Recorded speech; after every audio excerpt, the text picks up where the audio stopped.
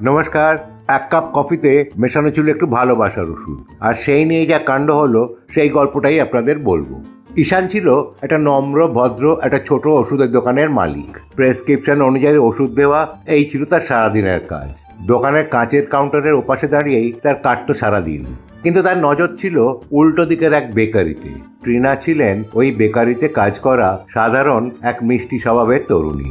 দুজনের মধ্যে দূরত্ব প্রায় 15 ফুট, কিন্তু প্রতিদিন ঈশানের কাছে মনে হতো ওই পথটা যেন মাইলের পর মাইল লম্বা। ট্রিনা হাসলে যেন গোটা দোকানটা আলোকিত হয়ে ওঠে, যেন মাটির কাছে দাঁড়ানো এক রোদ্দুরের টুকরো।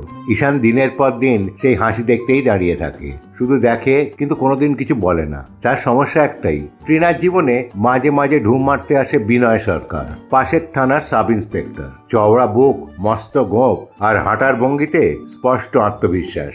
ট্রিনা যখন বিনয়ের সঙ্গে কথা বলে ঈশানের বুকের ভেতরটা যেন একটু করে ধসে পড়ে।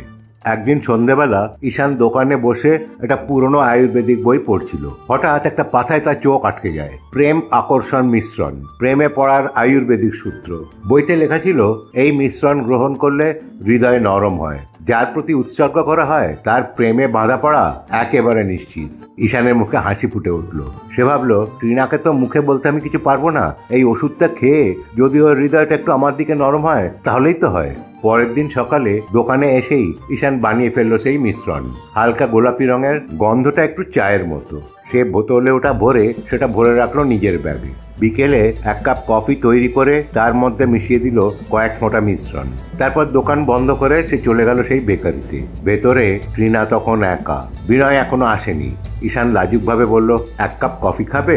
আমি নিজে বানিয়ে এনেছি, একদম স্পেশাল। ট্রিনা একটু অবাক হয়ে হেসে বলল, তুমি বানিয়ে নিয়ে এসছো? তোমার হাতের কফি? নিশ্চয়ই খাবো। ট্রিনা হেসে কাপটা হাতে নিতে আছে। ঈশানের বুক কাঁপছে, যদি এই হয় সেই মুহূর্তটা যেটা সে এতদিন ধরে চাইছে। কিন্তু ঠিক তখনই বেকারির দরজা খুলে ঢুকলো বিনয় সরকার। আরে বাহ, কফির গন্ধ! খুব দরকার ছিল একটা কাপ। সারাদিন দাঁড়িয়ে দাঁড়িয়ে কোমরে ব্যথা হয়ে গেছে। ট্রিনা কিছু বলার আগেই বিনয় এগিয়ে এসে সোজা সেই কাপটা তুলে চুমুক দিল। এক ঢোক, দু ঢোক, পুরো কফিটা খালি করে ফেললো। ঈশান রীতিমতো হিম হয়ে গেল, কপাল ঘেমে উঠল। এবারে কি হবে? মনে মনে বলল, আমার ভাগ্যটাই এরকম। ঠিক কয়েক মিনিটের মধ্যে যা ঘটতে শুরু করলো তাতে গোটা বেকারির আবহাওয়া বদলে গেল। বিনয় একটা চেয়ারে হেলান দিয়ে বসলো, তারপর বলল, ঈশান, তুই জানিস না আমি তোকে কত পছন্দ করি রে ভাই। তুই একটা খুব মিষ্টি ছেলে, তোকে আমি আর ছেড়ে থাকতে পারবো না। এই বলে সে উঠে এসে ঈশানের কাঁধে হাত রাখে, তারপর জড়িয়ে ধরে বলে, তুই আমার ভাই, চল দুজনে মিলে সিনেমা দেখতে যাই। ঈশান কিংকর্তব্য বিমূঢ়, কি করবে কি বলবে বুঝে উঠতে পারছে না। একদিকে বিনয়ের অদ্ভুত ভালোবাসার বহিঃপ্রকাশ, আর অন্যদিকে ট্রিনার মুখ যেটা এখন একেবারে লাল হয়ে গেছে হাসিতে। ট্রিনা এত জোরে হেসে উঠলো যে বেকারির কাঁচের জারগুলো কেঁপে উঠলো।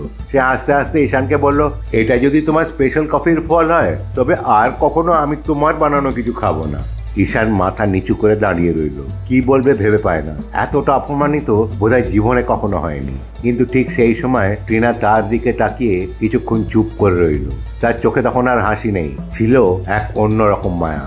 সে বলল, আমি খেয়াল করেছি তুমি এতদিন চুপ করে দূর থেকে দেখে গিয়েছো, কিন্তু এখন বুঝলাম তোমার চুপচাপ ভালোবাসাটা অনেক বড়। তার গলায় যেন এক চিলতে আবেগ মিশে গেল। সে বলল, তুমি লজ্জা পাচ্ছ কেন? তুমি না থাকলে এই কফি কখনো এমন মজার হতো না। বিনয় তখনও পাশে দাঁড়িয়ে ঈশানের পিঠ চাপড়াচ্ছে আর বলছে, চল আমরা দুই ভাই আজ থেকে একসঙ্গে থাকবো, ঠিক আছে? ট্রিনা আর কিছু না বলে ভেতরে চলে যায়। যাওয়ার ঠিক আগে একবার ফিরে মুচকি এসে ঈশানকে বলে, কাল একটু আগে এসো, কাল আমি তোমাকে চা খাওয়াবো। ঈশান বুঝে যায় যে যেটা সে চেয়েছিল সেটা সে পায়নি ঠিকই, কিন্তু যেটা ঘটলো সেটা সে যা চেয়েছিল তার থেকেও অনেক ভালো। আজ এই পর্যন্তই। পরের ভিডিওতে আবার দেখা হবে। ভিডিওটা কেমন লাগলো জানাবেন। যদি এই ভিডিওটা ভালো লেগে থাকে তাহলে প্লিজ সাবস্ক্রাইব, লাইক ও অন্যদের সঙ্গে শেয়ার করবেন। ভালো থাকবেন, সুস্থ থাকবেন। ধন্যবাদ।